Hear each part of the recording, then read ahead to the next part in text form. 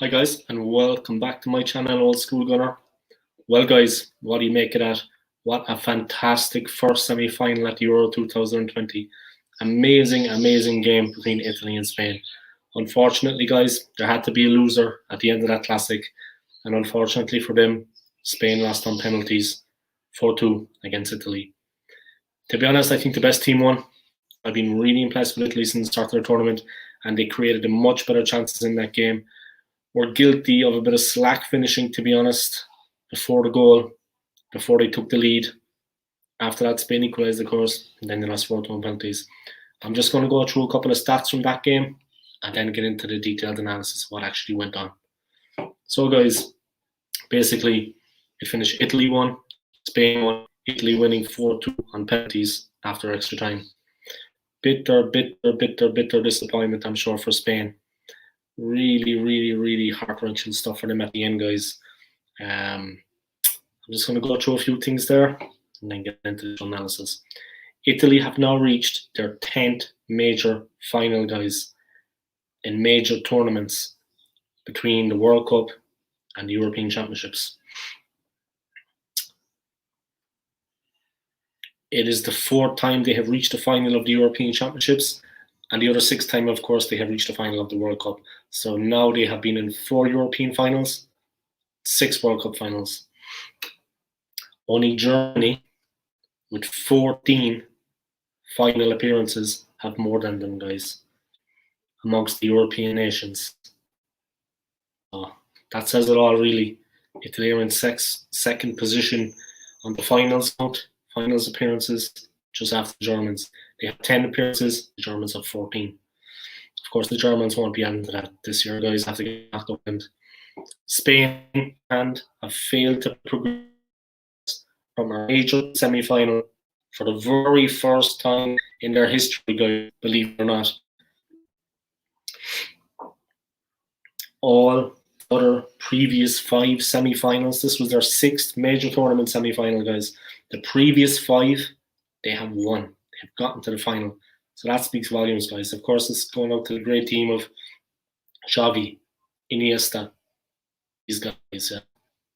That's what they're looking back on their World Cup win, their 2 Euro wins. That's about it, really. This is the 10th occasion that Spain and Italy have competed in a penalty shootout at a major tournament, World Cup Euros, more than any other European nations. Tonight was the second time the two sides have faced off in a shootout at a major tournament. Second time, guys.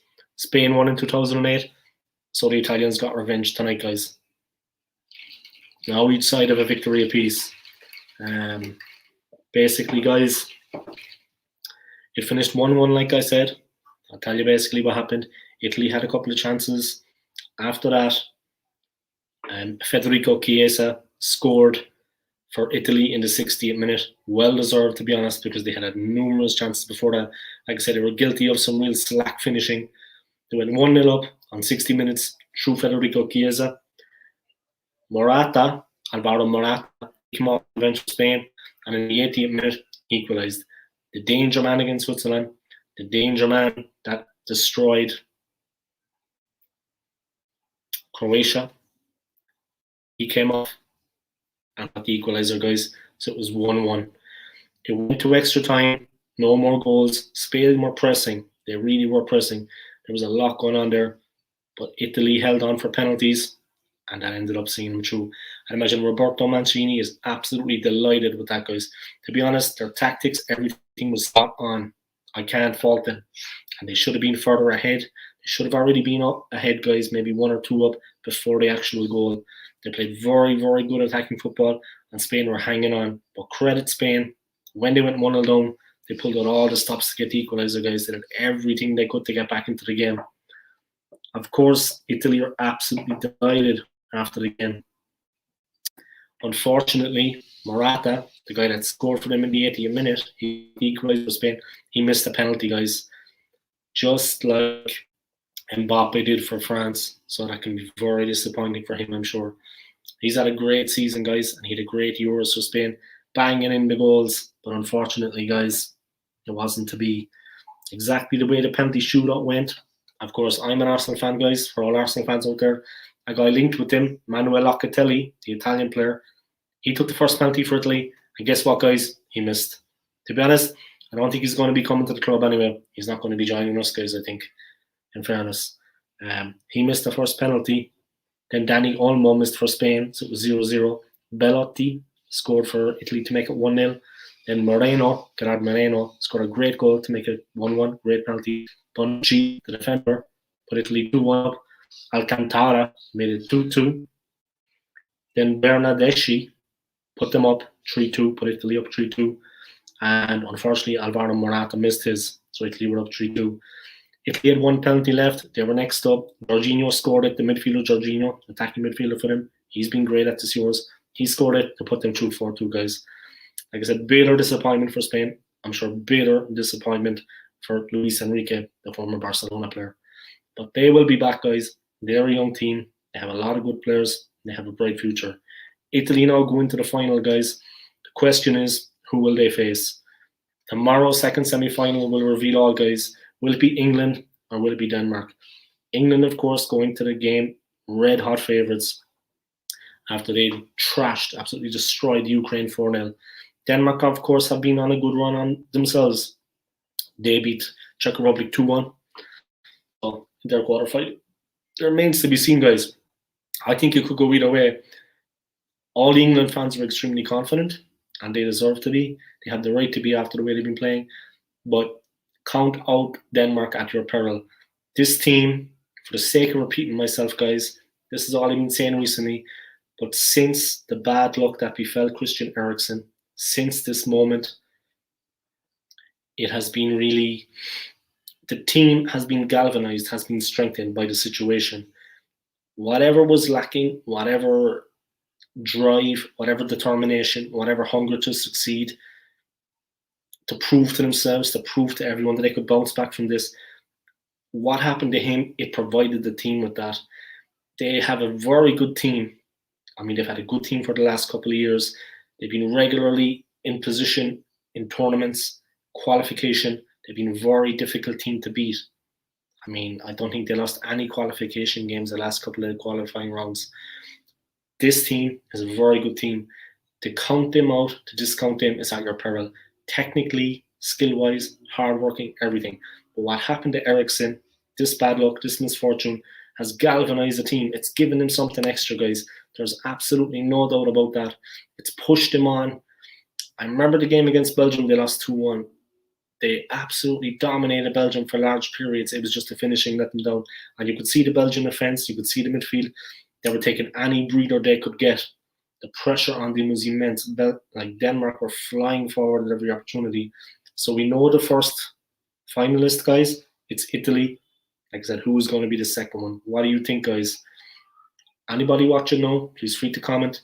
I mean, it's going to be a very hard game for me. Like I said, all the England fans, they have the right after the last win. They are very confident going into the game. But this Denmark team have been through hell and back.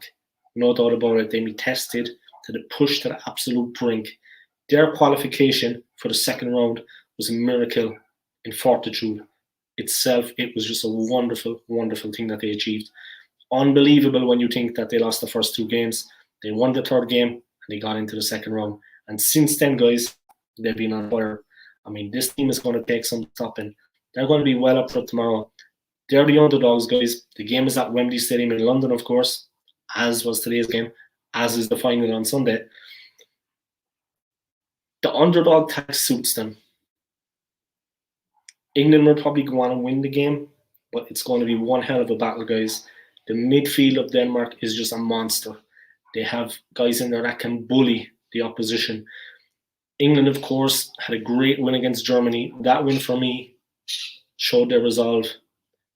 With respect to the team that they beat, the Ukraine, in the quarterfinal, it was the second round win over Germany that showed me that they really have something special. I've known for a while that the team has been getting stronger. Like the last World Cup, guys, if you remember, they were very unlucky against Croatia. Okay, Croatia, they had a couple of seasoned pros. They saw out that game. They got the goals and they won. But England were a little bit unlucky, and the team even then was a very strong one. Southgate, of course, was managing them too. Now they've stepped it up a gear. They have even better players after coming in, and they're really looking like they do it. It's going to be a very interesting game, guys. Speaking to a couple of England fans before the game, I think they would have preferred Spain to be in the final. Italy is going to be a harder ask for them if they reach the final, if they can beat Denmark tomorrow. It's going to be a very, very interesting game tomorrow, tactically, technically.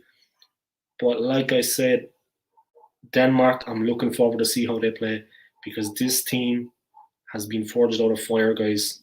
Laugh if you want at me saying that, but it's true. They have been to hell and back, and the adversity that they faced, poor Christian Eriksen situation, it brought them all stronger together. The whole country has united behind the team. All the players, all the backroom staff, all the fans, everybody's pushing in the one direction, guys. It's going to be a tremendous, tremendous, tremendous game of football. Like today's game was, guys. A great, great game today. I enjoyed it thoroughly. It was so much skill, so much talent, so much effort out there. Italy, in fairness, won on penalties, but for me, they shaded it. They are a better team than Spain, and they proved it. And good luck to them in the final. It's going to be a very interesting final, whoever they face.